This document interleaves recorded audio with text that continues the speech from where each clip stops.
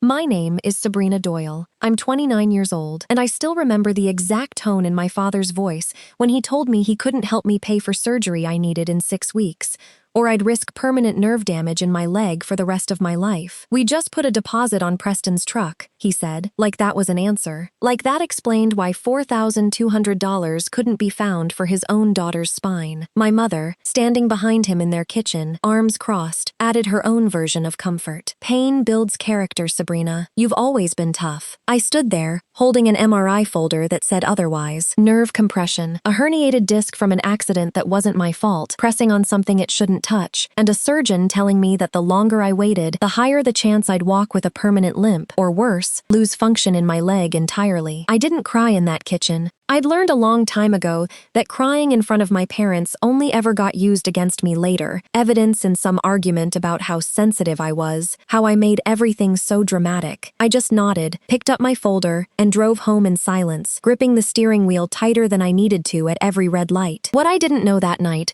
was that 4 days later, my Aunt Colette would call me with information that would turn a simple story about a cheap, unfair family into something far more complicated, a secret about my grandmother's will that had been buried for almost a decade, and that changed exactly whose money my parents had actually just spent on my brother's truck. But to understand why that phone call mattered so much, you need to understand what kind of family I grew up in, and how long I'd been the daughter nobody quite got around to helping. I grew up in Marlette, a small town in Michigan's thumb, in a house my father built additions onto every few years without ever finishing any of them properly. There was a half-built sunroom off the back porch for as long as I could remember, tarp still stapled over one section of the frame, a monument to projects that got started with enthusiasm and abandoned the moment something more urgent came along. My father, Russell Doyle, worked as a foreman at a manufacturing plant for almost 25 years. Solid hours, steady paycheck. A man who took pride in showing up on time and expected the same discipline from everyone around him, except somehow, when it came to Preston, that expectation always seemed to bend. My mother, Denise, worked part-time at a dental office and ran the household with a kind of quiet favoritism that took me years to name out loud, even to myself, because it never announced itself. It just accumulated, quietly, year after year, in 100 small decisions that all pointed the same direction. I have one brother, Preston, 3 years older than me.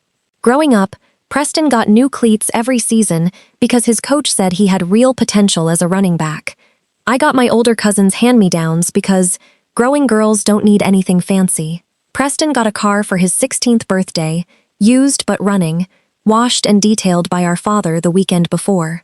I got a bus pass and a lecture about how walking builds discipline and character, the same word my mother would use on me 13 years later in that same kitchen.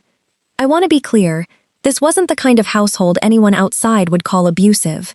There were no dramatic scenes, no yelling matches you could point to and say, "There, that's the moment something broke."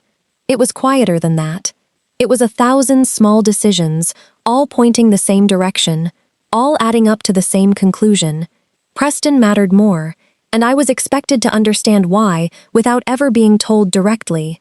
I worked through college myself, waitressing on weekends and some weeknights at a diner off the highway, while Preston's tuition got paid without him lifting a finger, sailing through 2 years of community college before dropping out to focus on hands-on work, a decision my parents framed as entrepreneurial spirit rather than what it actually was.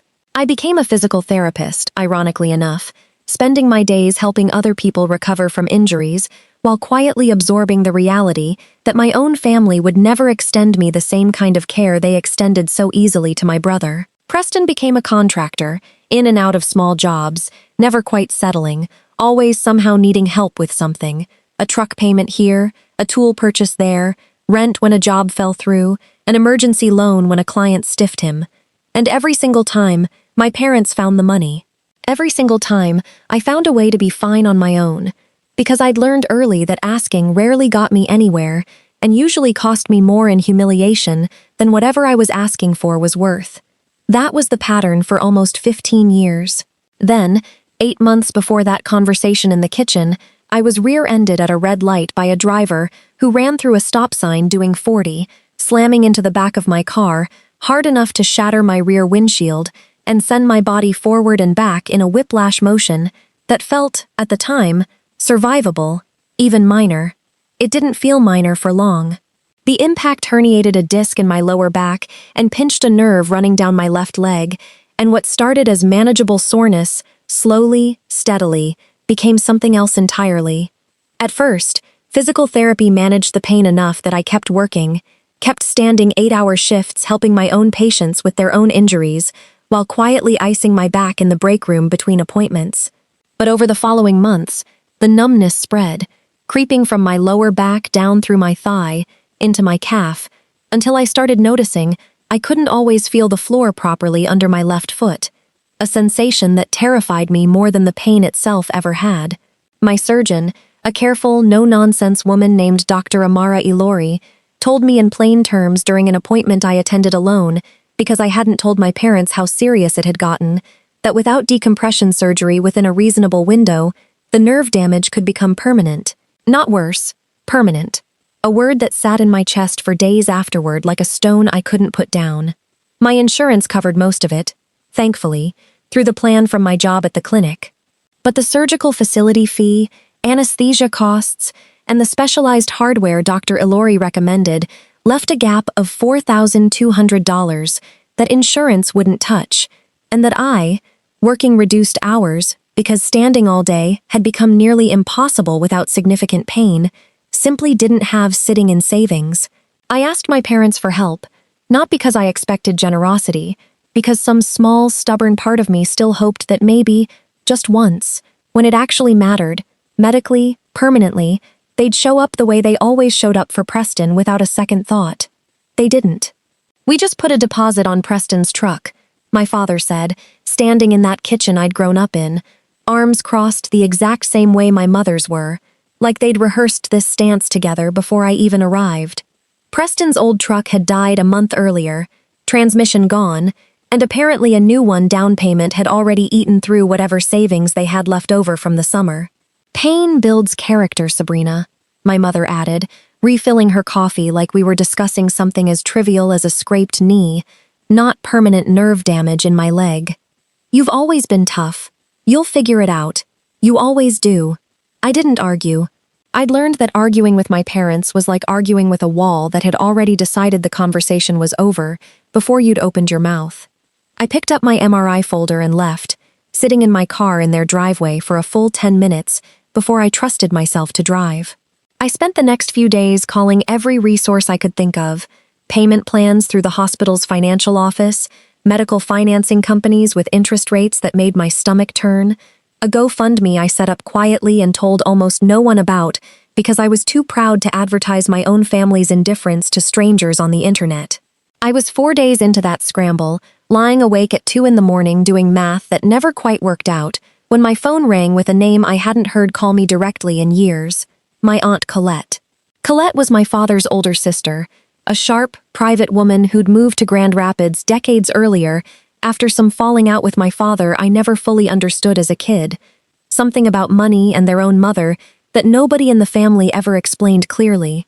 She mostly kept her distance from family gatherings, showing up for holidays but rarely engaging beyond polite conversation, the kind of relative you like in a distant, comfortable way, without really knowing her at all.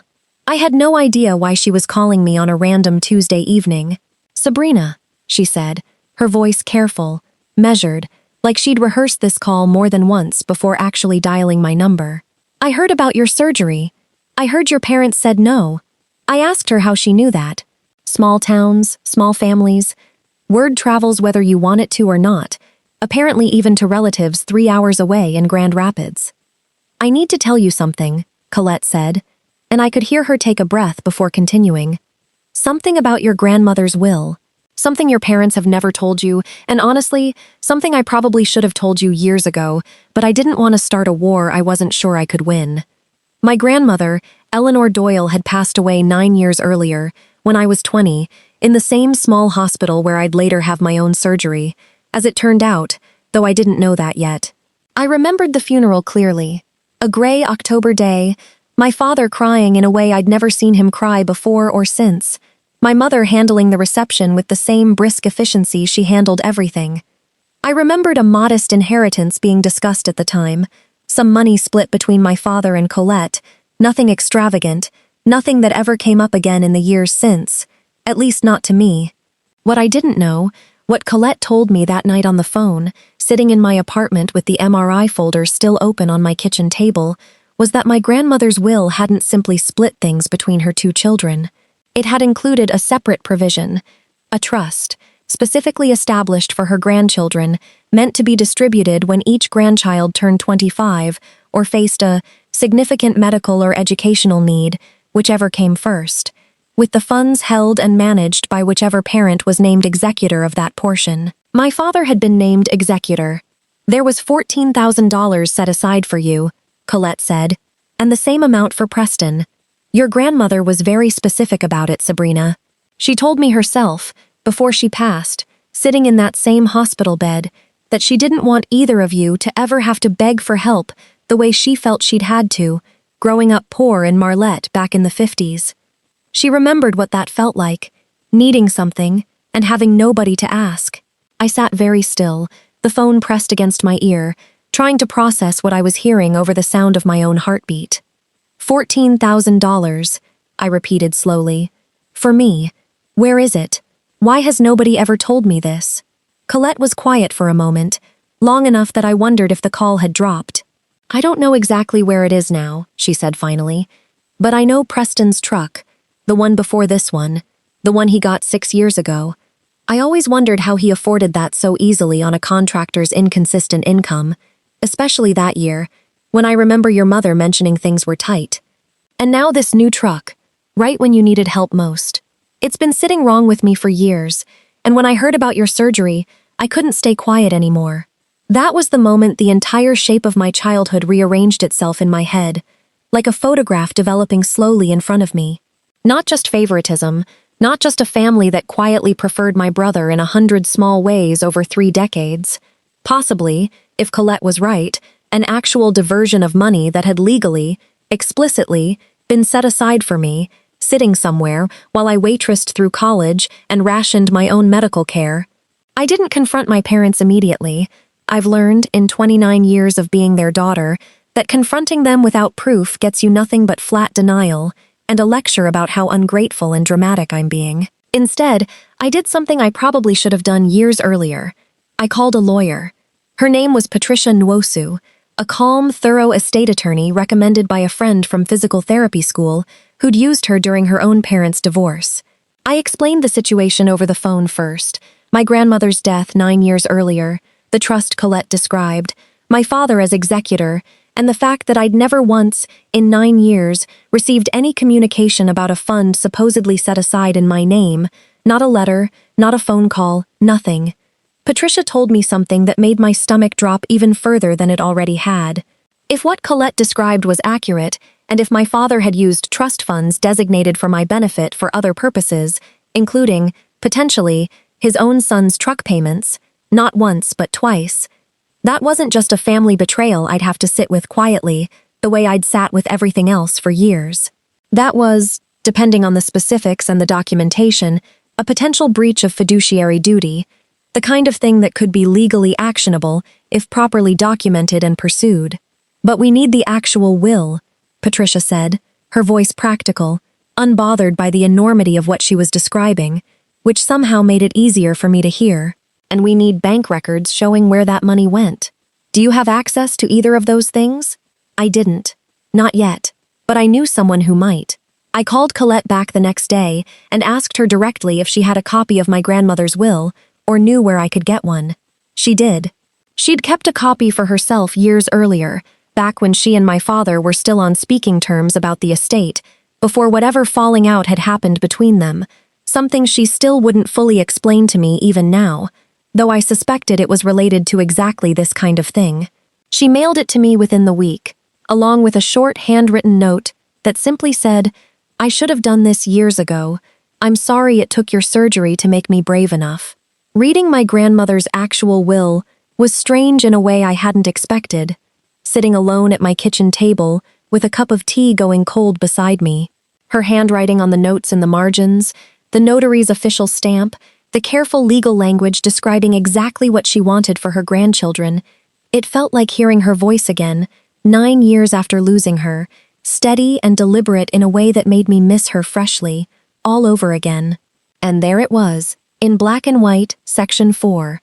A trust for each grandchild, $14,000 apiece, to be released upon the grandchild's 25th birthday, or upon documented medical or educational necessity, whichever occurred first, administered by the named executor, Russell Doyle. I turned 25 4 years earlier. I had never received a cent, never received a phone call, never received so much as a passing mention that this money existed, not at Christmas, not at any birthday since, nothing.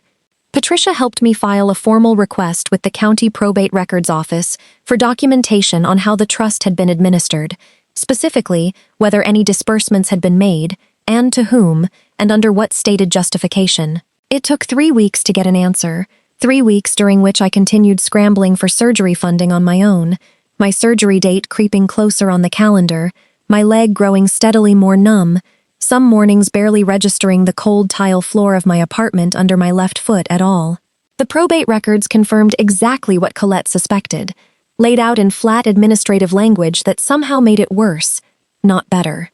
6 years earlier, a disbursement of $7,000 had been made from the trust, listed simply as grandchild educational and vehicle necessity expense, authorized by my father as executor, no further explanation required or given.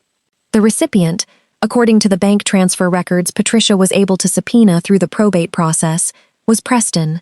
The same year Preston bought his first truck. There was no matching disbursement for me, not that year, not any year since. My $14,000, minus whatever administrative language they'd used to justify pulling $7,000 of it for Preston, was supposedly still sitting somewhere, theoretically accruing modest interest, waiting for a 25th birthday that had already come and gone, 4 years earlier, without anyone telling me it existed at all.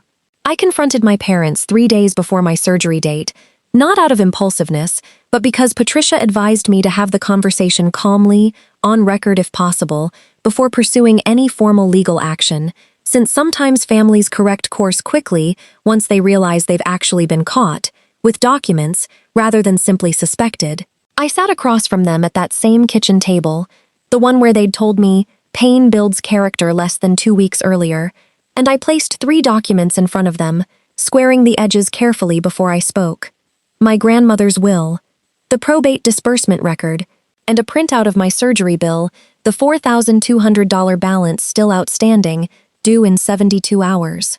I know about the trust, I said, keeping my voice level, even though my hands were shaking slightly under the table where they couldn't see. I know Grandma left $14,000 for me.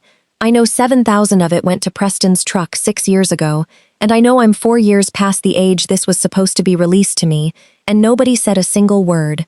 My father's face went through several expressions in quick succession: surprise, then something closer to panic, then an attempt at composure that didn't quite land, his jaw working the way it always did, right before he tried to talk his way out of something. "Sabrina, it's complicated," he started, reaching for the paperwork before pulling his hand back.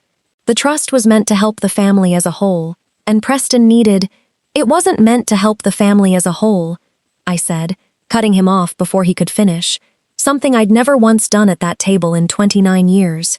It says grandchild, singular, specific amount, specific person, right there in Grandma's own words. This isn't a family fund you got to interpret however it suited you.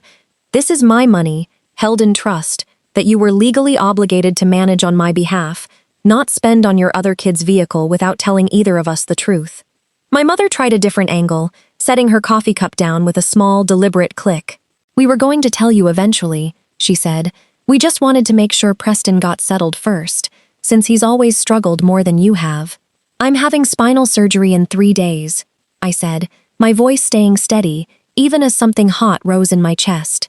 "I asked you for $4,200 to help me walk without permanent nerve damage, and you told me you'd just spent money on Preston's truck.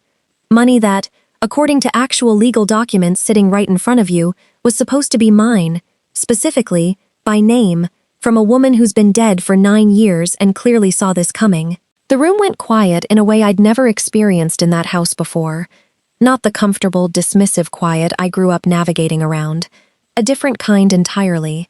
The quiet of people who know they've been caught, with the paperwork sitting right there on the table between the coffee cups.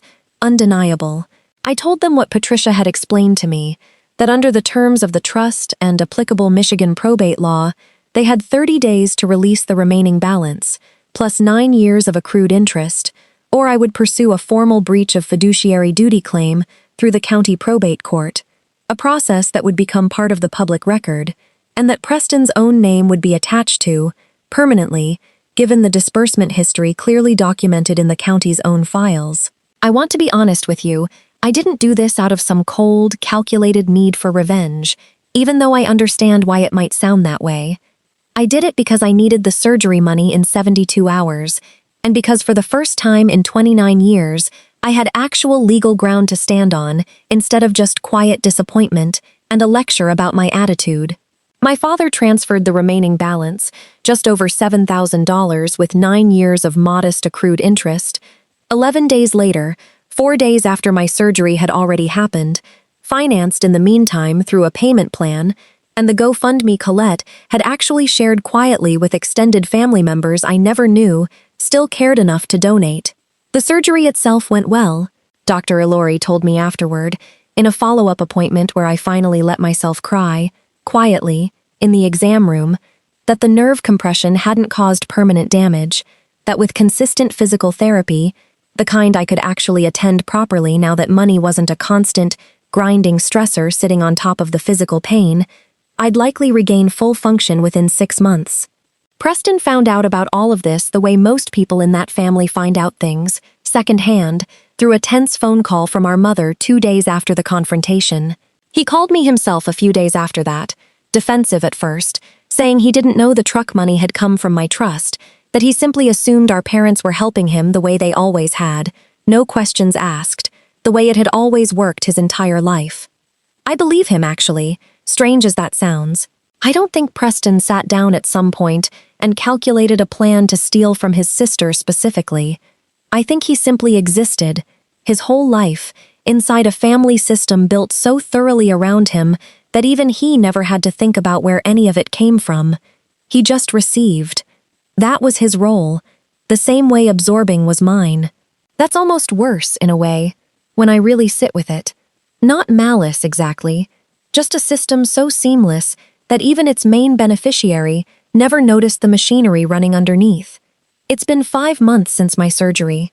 My leg is nearly back to full strength, the numbness almost entirely gone, and Dr. Ilori says I should be back to full duty at the clinic within another month or 2. My relationship with my parents is different now, not fully repaired, not fully broken either, somewhere in a careful, cooler middle ground where I no longer expect much from them, but no longer let them decide what I'm owed, financially or otherwise. Colette and I talk regularly now, more than we ever did before that first phone call. I think often about what it must have taken for her to make that call in the first place, to break years of careful family silence over money that wasn't even hers to protect, simply because she thought, finally, that it was right to do so, no matter what it cost her with my father. Preston and I are polite now, distant but polite, careful with each other in a new way. I don't know if that will ever change into something warmer, and for the first time in my life, I've genuinely stopped needing it to. Sometimes I think about that kitchen table, about my father saying he'd just put a deposit on a truck, about my mother telling me pain builds character, like $4,200 and a herniated disc were simply a lesson I needed to learn about toughness. And I think about the fact that it took my grandmother's careful, deliberate handwriting from 9 years in the past and one brave phone call from an aunt I barely knew to finally get me what I was always, legally, quietly owed. I didn't get my surgery money from my parents' generosity. I got it from a woman who'd been gone for almost a decade, who knew, even then, exactly what kind of family she was leaving her grandchildren to grow up inside, and made sure that at least once, on paper, in her own careful handwriting, someone had actually planned to take care of me, whether the rest of my family ever intended to honor it or not.